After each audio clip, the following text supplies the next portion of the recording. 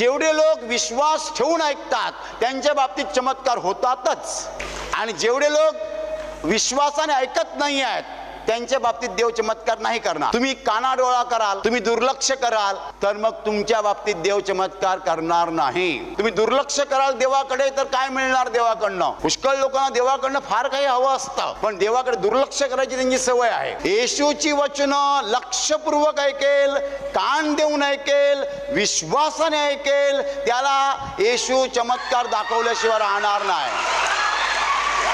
तुम्ही मला एक प्रश्न विचाराल, ब्रदर आम्ही लक्षपूर्वक का ऐकावं? माझं उत्तर तयार आहे. हे तुम्ही लक्षपूर्वक ऐकलं पाहिजे. हे मानवी नाही आहे, हे दैवी आहे. इकडे जे काही घडत आहे ते मानवी नाही आहे. It is not human, it is divine, it is heavenly. आपण जिकडे आता इकडे आहोत, तुम्हाला माहिती आहे एक बल्ब